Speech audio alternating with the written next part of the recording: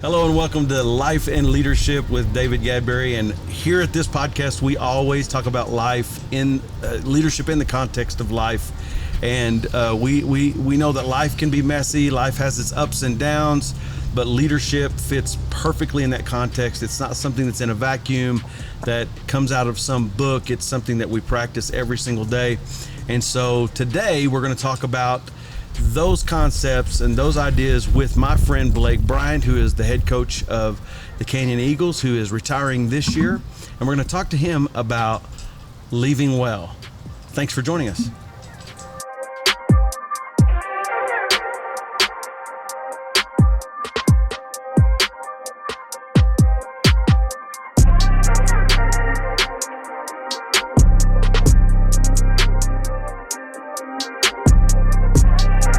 So Blake, it's awesome to have you here today. I've been waiting anxiously to have this conversation with you, and there's a lot of people that are going to want to hear the conversation, and it's exciting, all the great things that have happened in your football career. Yeah. So I'm going to talk to you a little bit about football today, but a lot about just leadership and personal things and just your life and your future and all of that. And we got the opportunity to do it right here on location at the new facility at the Happy State Stadium, and this is an amazing facility. My goodness. It really is. And gosh, thank the Lord that we have a community that has a vision and wants good things for their kids, and Dr. Flushy and Toby and our school board, man, just putting this whole thing together. It's something our kids and community will really be proud of. Yeah. Absolutely. I mean, I'm just looking at this and all the multi-sports that are happening on that field. Looks like you got soccer and football that happened there, and it's I guess 3 teams are going to be playing on it. 3 schools, different schools are going to be playing on it, and the facilities are just first class.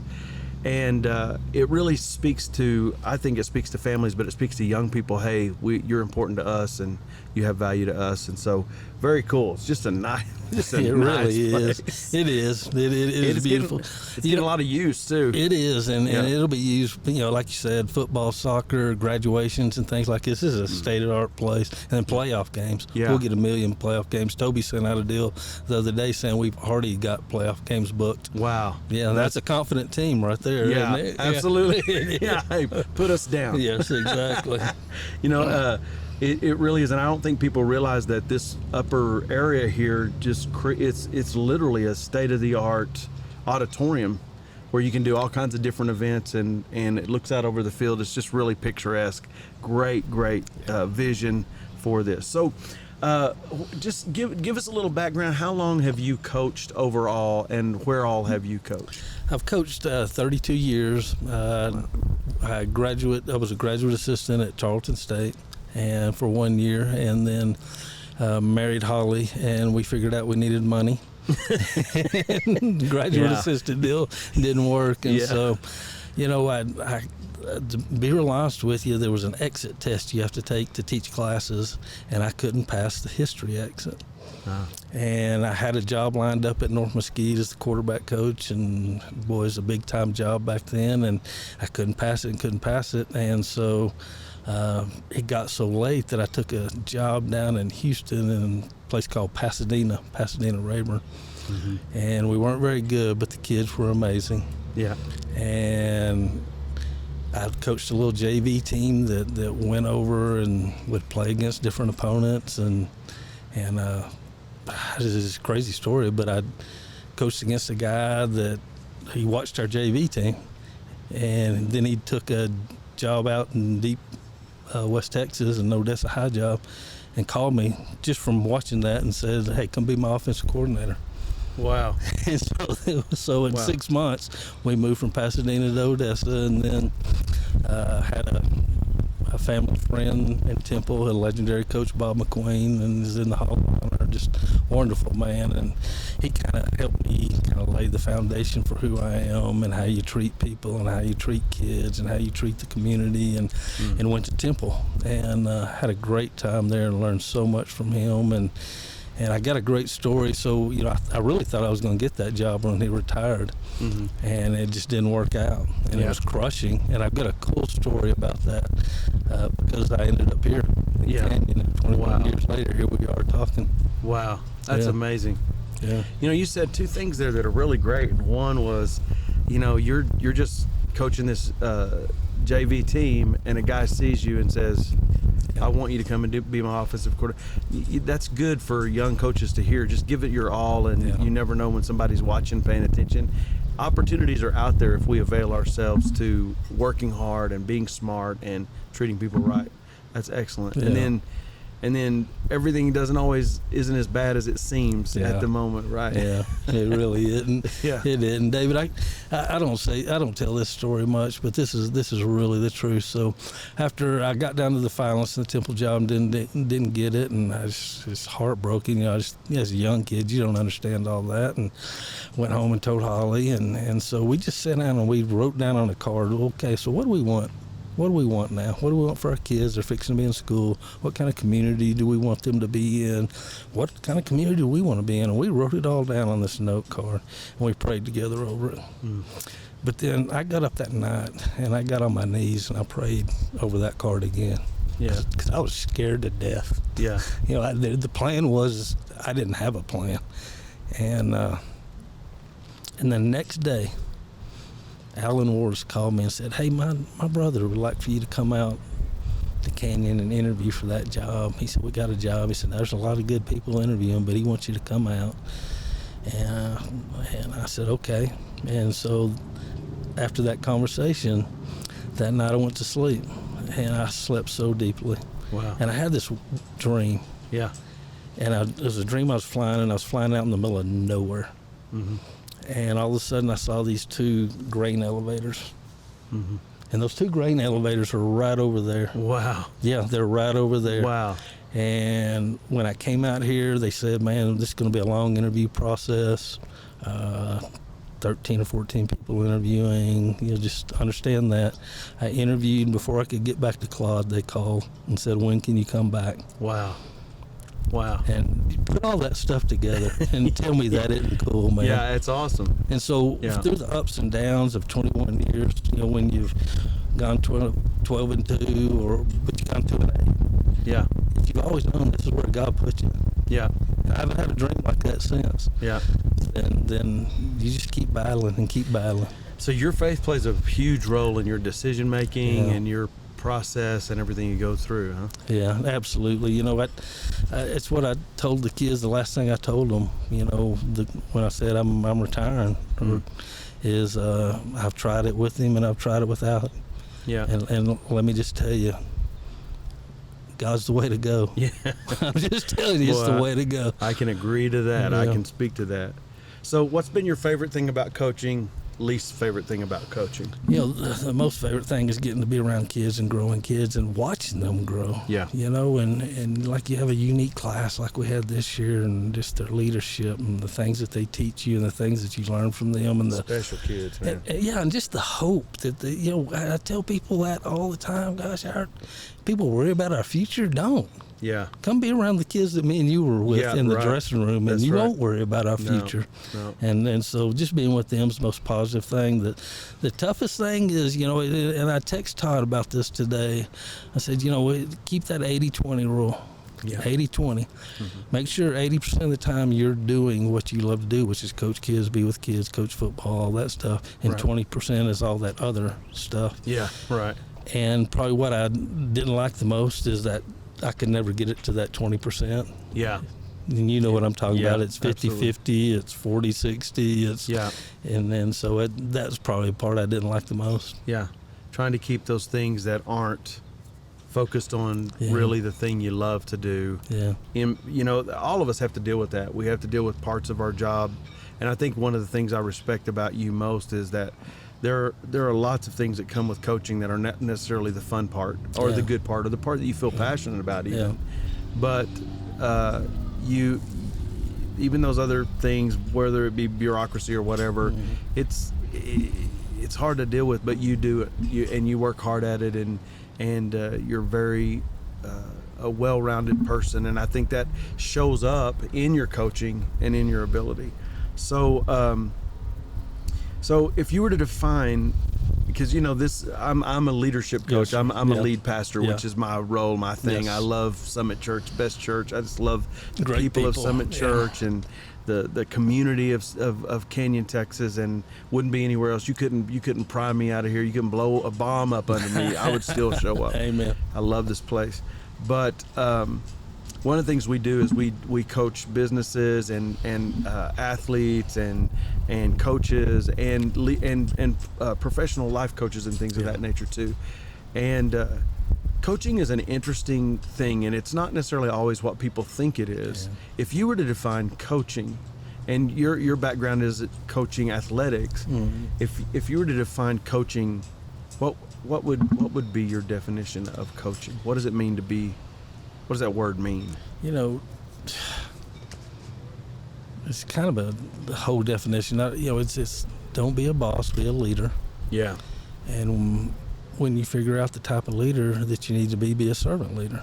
Yeah. And that's where I really got this thing. Yeah. You go into this deal where you get your first head pastor job or head coaching job, and I'm the boss now. I'm gonna do it. And you realize that's not the way to be. Right.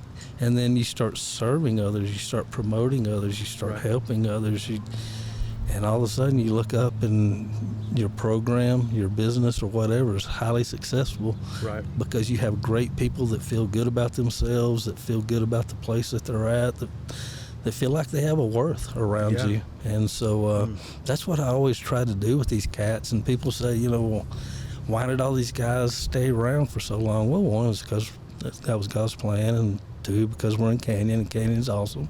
Yeah. But three is, make them feel important. Yeah. Yeah, add value to their life. Yes. Our society or culture, when it terms leadership, a lot of times it puts a lot of pressure on you to take more of that boss role, what John Maxwell calls the lowest form of leadership, positional leadership. Yes. I have the position, so you have to do what I say. And the truth is, true influence is relational, it's connection, it's serving. Yes. That's what it is. And if I can add value to someone, then that benefits their life, and that's where influence comes from. Yeah. It doesn't come from me saying you have to do this and you'll be great if you do what I tell you to do. Exactly. No, it's like I really care about you. Yeah. And I don't just care about what you can do for me. I care about you. Yes. And I think you definitely do that. And it shows by the longevity of the people who want to stay around you. Right. And when you say servant leadership, I hear a lot of people say that. Yeah.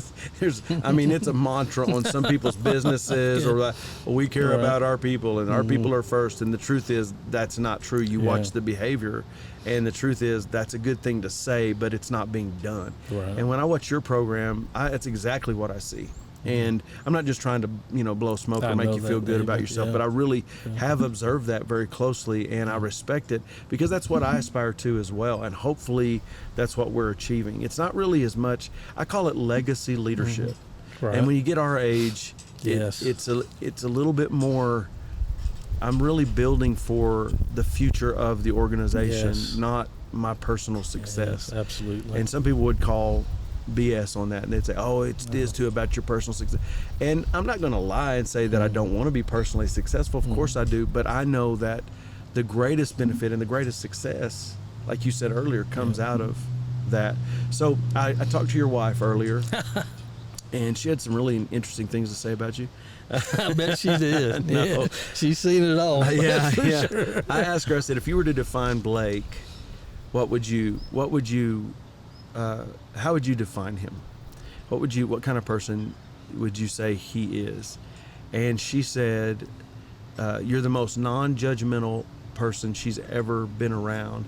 And she said things like, you've seen her at her worst, but you've loved her anyway. Yeah.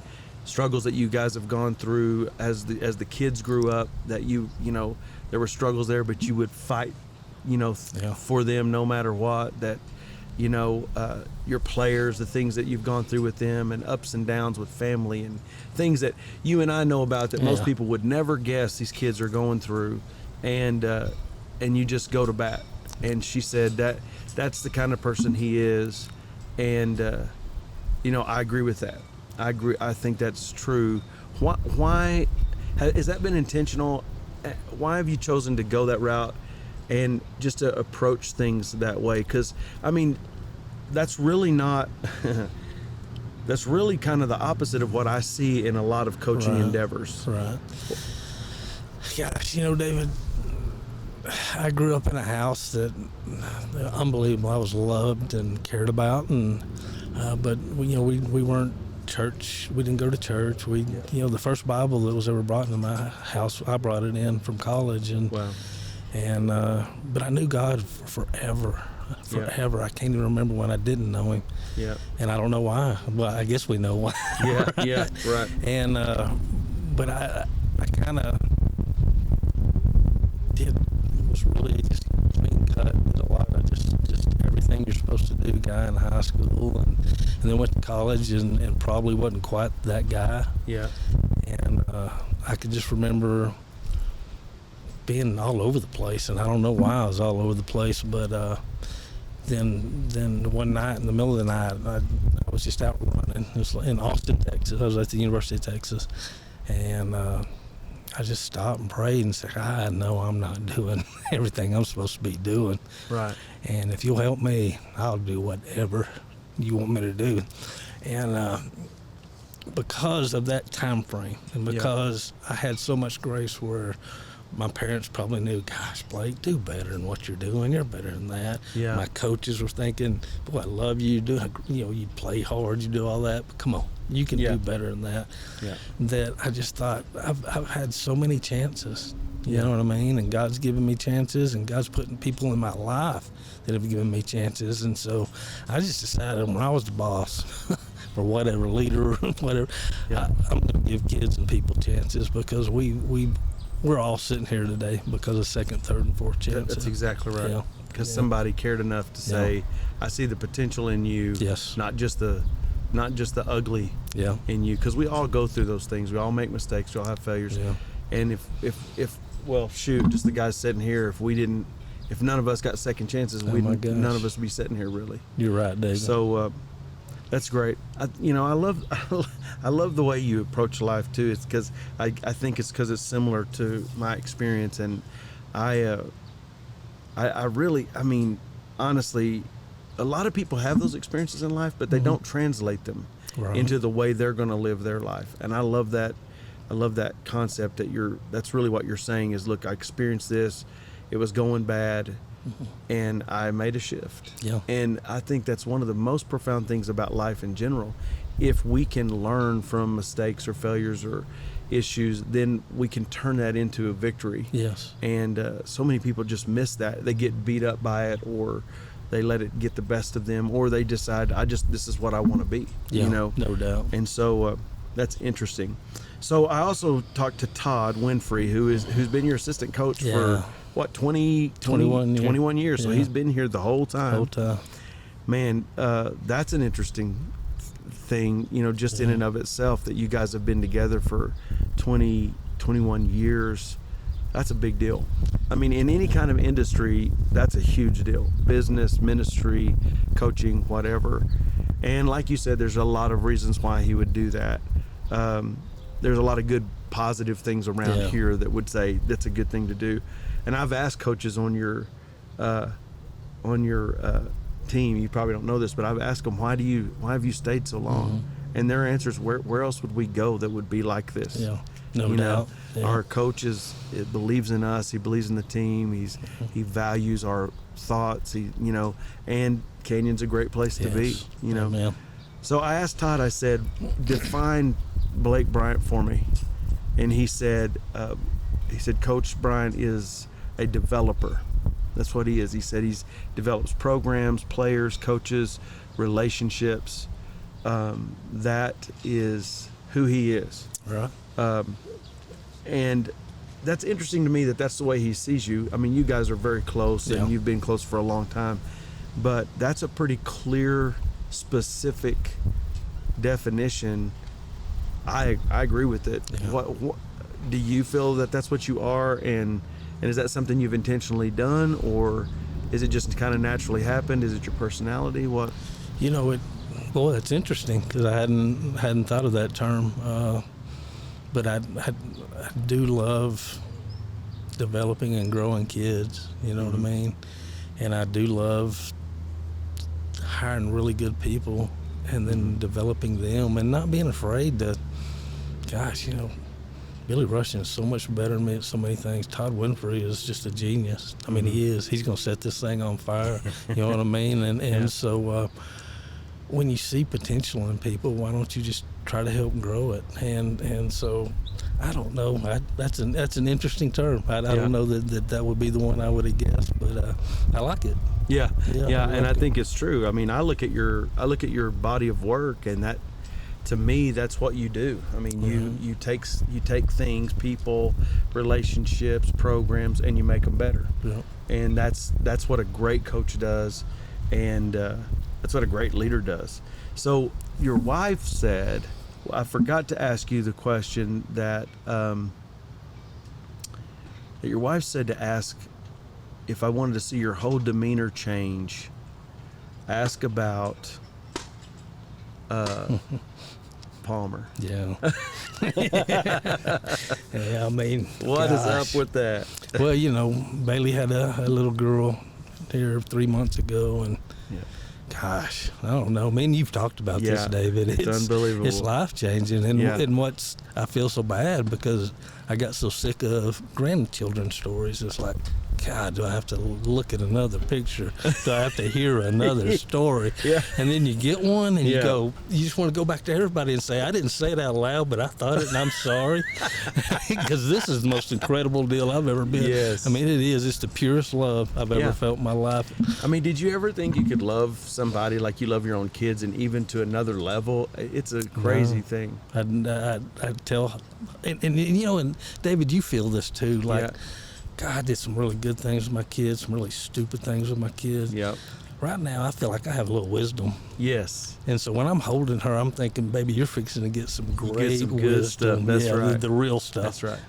And then also, you can give that wisdom and send them home and say, y'all deal with the other stuff. Bring them to me when you want. I like that, David. I do.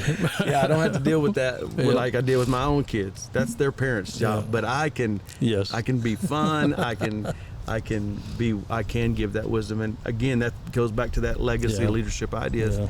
Man, there's just something about that. I look into that kid. I heard a leader say one time, and I really loved it. He said, I'm never looking at the next generation. Mm-hmm. He said, I'm always looking at third and fourths. So he was a pastor, and he said, people will say, who do you think is the next person on your staff? And he'd say, well, really, I'm wondering about what Joe's granddaughter's going to do. Yeah, amen. And I thought, wow, what a perspective. Really is. Yeah. Thinking about the future that way. And when you get grandkids, it's automatic. You start thinking at another level. So Todd said if he was to ask you a question, he would ask a couple of things. One, what would you have done different?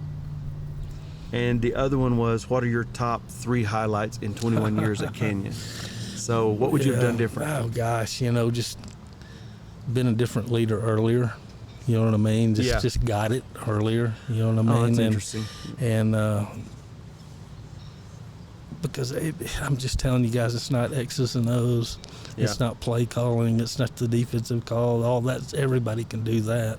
Yeah. It's those relationships and dealing with your kids in a way that they feel valued and loved. And I know all my kids did, but just getting that a little bit faster. And then, God, the top 3, I don't know.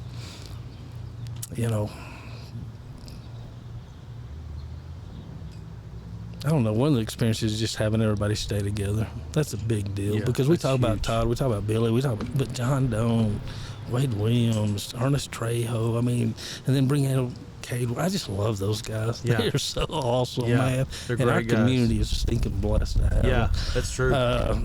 We had this. We'd gotten beaten 44 to maybe to nothing or something by Amarillo High one year when we first moved up to 5A, and. Britt McCauley sent me a deal and said, hey, next year's game over at Amarillo is going to be statewide televised, just letting you know. Okay, that's good. And we went up there and won. Oh, wow. And it was really, because of what they mean up here in the Panhandle, that was kind of cool. What a moment. And then, David, I got to tell you, just because it's so recent, just that Springtown game.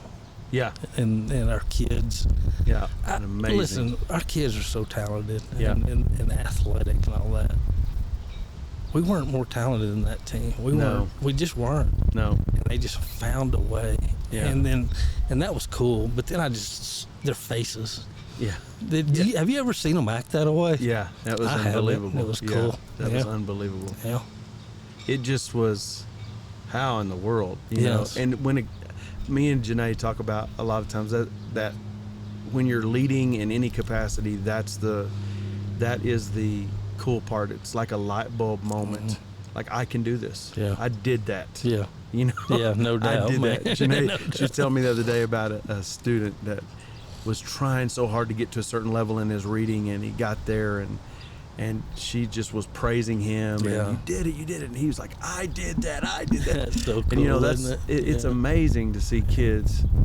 It's just, they rise to that level of their potential, and even in that situation, even beyond what they thought they could do, and just, man, they dug it out, and it was a great thing. And they believed, you know what I mean? And so when it correlates to leadership, believe in your staff, believe in your company, believe in the people you're hiring. Right. Yeah, I mean, just put that in them so that they'll fight that hard. Yeah. There's, I've said this before, but your team being together for so long, there's things that happen in that context that you don't see on other teams. Like me and Connor one time were sitting out here and we were getting ready for the game, and we had the good fortune of being able to be on the sidelines with you guys, and we just watched the coaches, and every game they would do this, where the guys that are about to go up to the press box and run the offense from up there, and then the guys that were about to go down on the sidelines would give each other high fives, hug each other. Man, I love you. Have a great game.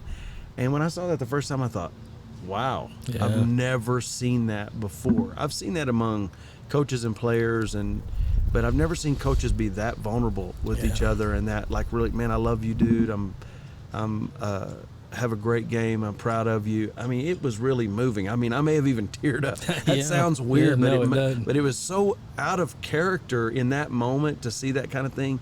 But I probably told Connor this, I don't know, but I told Janae this, that's what longevity. When people stick around, that's the kind of stuff that happens. Because there's certain things, if you had a good culture over time, it just gets better. Yeah. If you really are living it right. So it's very impressive. So let me just ask you what we really want to talk about today, and we've just got a few more minutes. Okay. But how do you leave well? And this question I'm asking because across the board in our world, whether it be business, finance, whether it be some kind of leadership role, management, whether it's in ministry, whether it's in athletics or education, we have a real problem with people not knowing how to lead. Yeah. I mean, seriously, and I've seen two really great examples of it in the last 2 years right here, and that is with Coach Joe Lombard and with you as you made your decision this year. So tell me what your thought process is, and tell me just, hey, we're on location. If you hear that train in the background, don't worry about it. No, sir. It's a great train that goes right behind. It goes right behind our ball field. There's nothing more picturesque than fall in Canyon, Texas, setting up in those stands. The sun's going down. The guys are on the field, and that train goes by. Let me tell you something. You'll move here. You will move here if you experience that. Amen. Anyway, so how do we get people to understand how important it is, number one, to leave well, and then how to actually leave well? Right. You know what? That's an awesome question, and I think any leader needs to think deeply about that, and I have. I mean, Holly will tell you I have a plan for the plan for the plan. I mean, and now understanding that God's guiding me through all that stuff, but nothing just, I'm not on a whim, let's go do stuff. Yeah. And so I've thought about, how we want to lead this program. Yeah. And I've thought about, like, I've been around and seen programs where highly successful coaches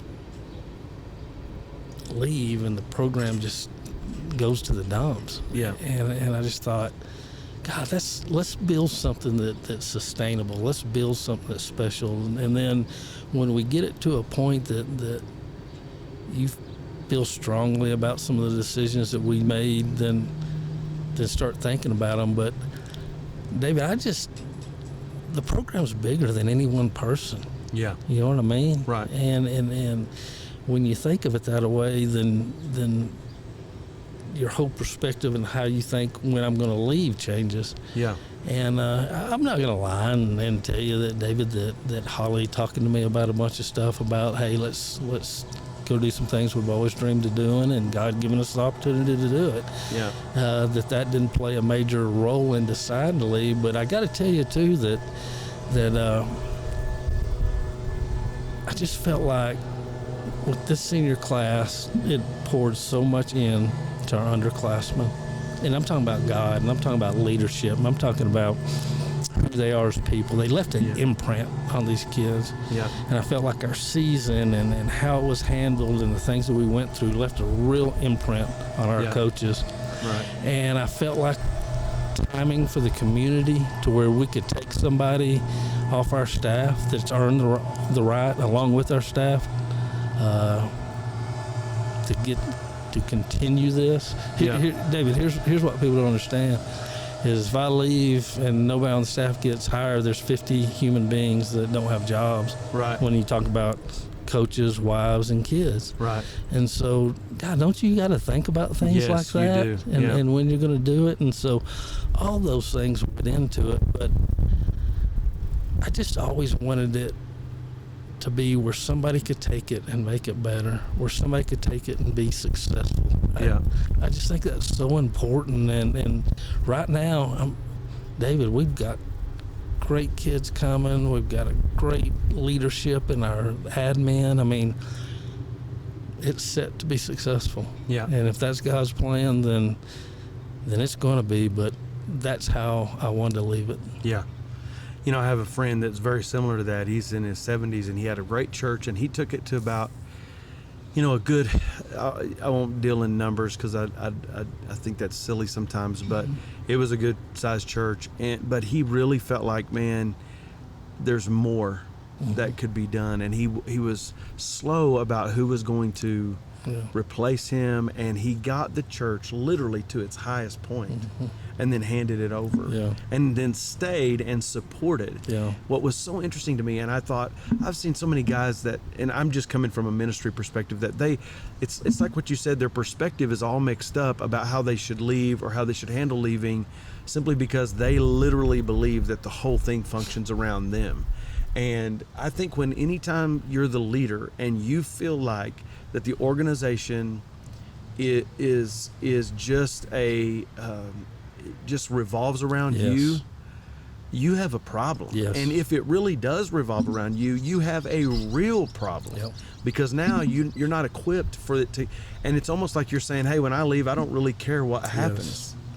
And there are people's lives involved here. There are people's livelihoods involved. There are people's futures involved. And listen, I think when people leave poorly, it reflects on their character.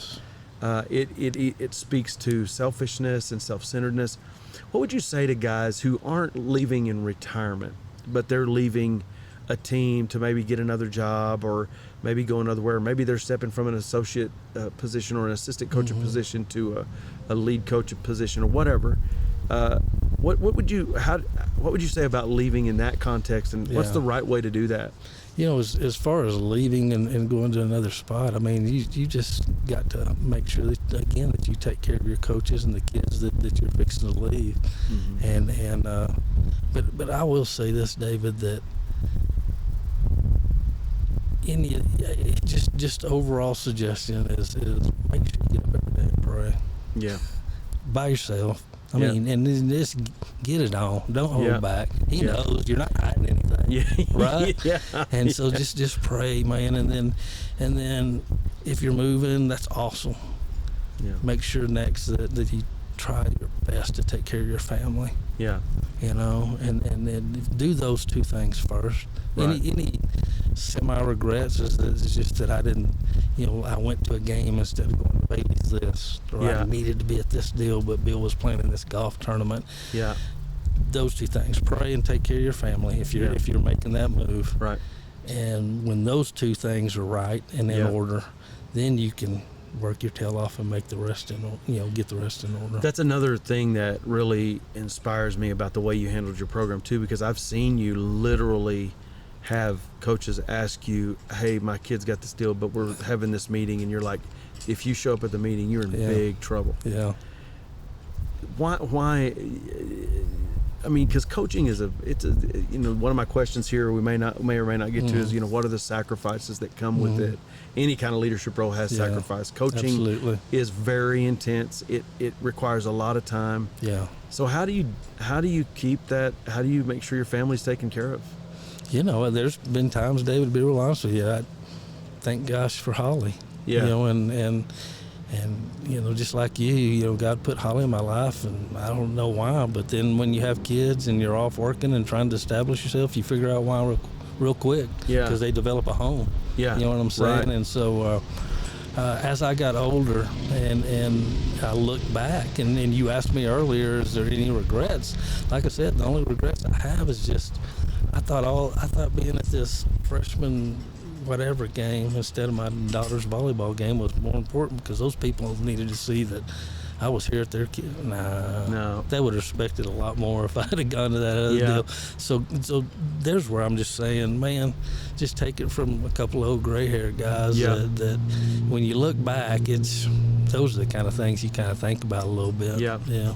And you're not going to regret it if you pick your family. No, never. You will not regret it. Never. And if someone is pressuring you not to pick your family, you might be in the wrong place. Yeah, no doubt.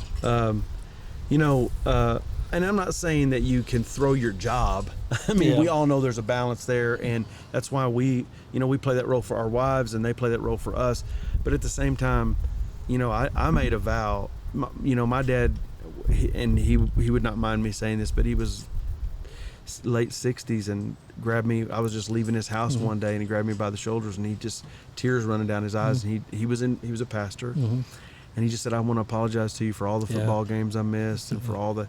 And it was because he didn't really realize how important it was. Yeah. I'd look up in the stands and my youth pastor would be there. My dad wouldn't be there. He'd be off doing some kind of ministry thing. And I told him, of course, Dad, I don't hold that against you. I mean, but I appreciate your apology. Yeah. But the bottom line is, because of that, I said to myself, I don't care what I have to do. Yeah. I will make it up. I mean, there have been some things that I've not been able to do on the day of, birthdays or anniversaries and stuff like that. We've had to celebrate them at little different times because of the demand on what we do. And we made a decision a long time ago. That's okay with us. Yeah. But the important things, being at your kids' functions, supporting your kids, letting you know they're there. I may have missed some things, but one of the things I learned to do is take my kids with me. Yes. Be around your kids. Take your kids, engage with your kids, let your kids see what you do. Yeah. There's a way to make it happen if you want to make it happen. No doubt. I think both of those questions that we just talked about really have a lot to do with ego. Yes, no doubt. And, your ego will play tricks on you. You'll say to yourself that people expect me to. Yes. And if people expect you to do it, then what you're involved in is unhealthy. Yes, no doubt. Right. Yeah. We all have to make that decision for ourselves, though, what that looks like. Let me see what we should close with. I'm going to ask you kind of a couple questions in one, and then I'll ask you one last question. Okay. So what? Man, I have 4 really great questions here. Let's see. I already know your thoughts on your replacement, so I really don't have to answer a lot. But I think there's nothing cooler than the fact that someone who you've led and someone who's been right alongside you taking that role, if anybody has a chance to really take that to another level, it would be him. How do you feel about that? I've watched Todd. Me and Todd have always hit it off. Yeah. We've always got along so well and believed in each other. But, I just think that I've watched him grow as a human being. I've watched his ups and downs. Yeah. And I see the family man that he is now and the Christian man that he is now and the leader that he's fixing to be. And I think that's why he's in the position he's in. And he's a good Christian man. Yeah. Loves his family and loves Canyon High School and loves Canyon football. And he's going to do unbelievable things. Yeah, I believe that too. I believe it too. So if you were to give advice to Eagles coaches and players in the future, what would it be? just continue to love and care about each other. Continue to understand that high character teams win. Yeah. You know what I mean? And people that do things right, I know God's got a plan, but God rewards folks that really are diligent about doing things right. I don't know when it happens. Sometimes it's 1 year, sometimes it's 4 years, but he does. So never get tired of doing things right. I'd say that in my mind all the time. When I was coaching, boy, that was a hard one, Blake, when you had to have that discussion with that person, but never get tired of doing things right. That's the plan. That's what God puts. So just never get tired of that. Yeah. There's a scripture that says that in James. It says, don't be weary in doing well, because if you will not give up, you will reap a harvest. Yeah.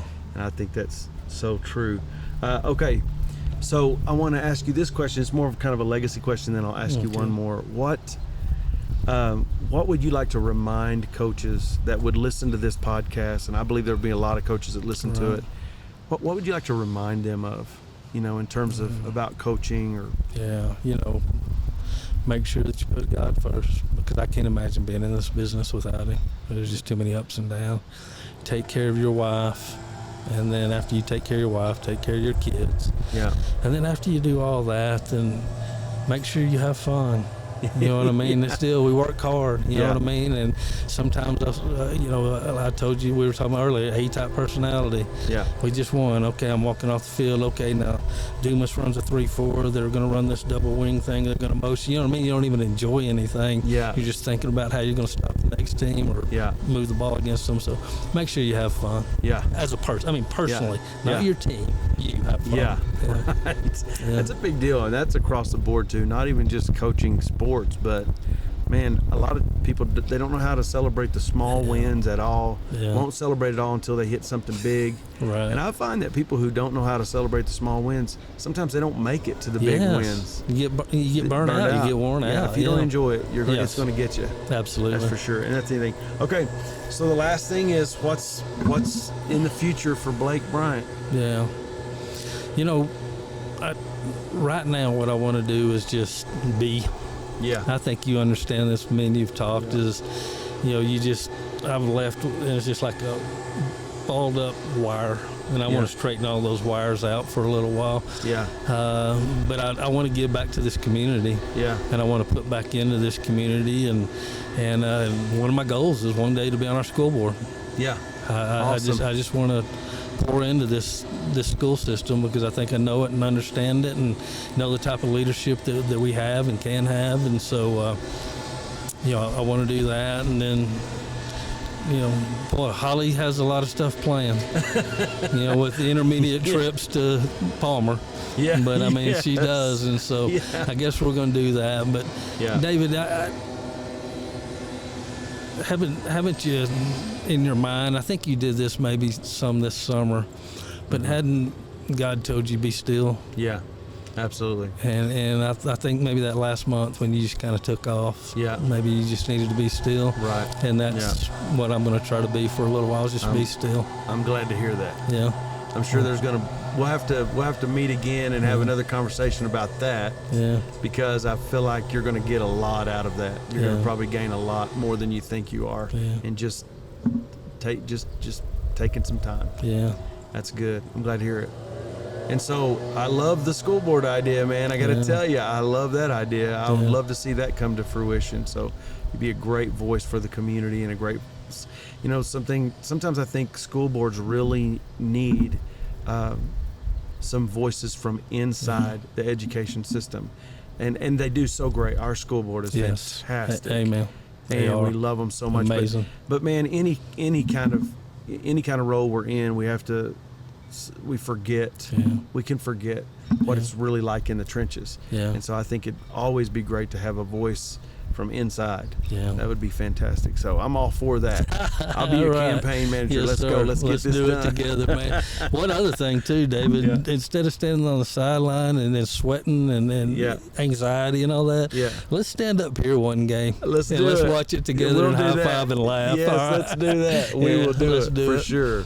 That's absolutely awesome. So, hey, it's been so good to have my friend Blake Bryant, just an amazing coach and an amazing leader. And you know, I hope you really listen to this, and if you're listening to it or watching it, I would encourage you to watch it, because you'll get to see this great facility that we're at.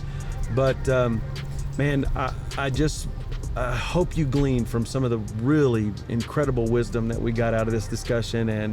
And man, leadership is so much fun. It's so exciting, has so many great components, but it's real, and it takes real people to do it. And so glad to know you, Blake. Glad we're going to spend some time in the future just making a contribution to the community, and just love our friendship, and excited for your next step, man. Thank you, David. I really am. Man, thank you for our friendship. You know, it's funny how God put us together in that leadership program, and then how it's grown, and people don't understand our 2.5, 3 hour lunches sometimes, and our philosophy and the gamut that we talk about. But I'm so blessed to have a friend like you, and I'm just thankful for you and what you're trying to do here. Same here, bud. Same here. I love it. All right. Thank you so much. God bless you guys.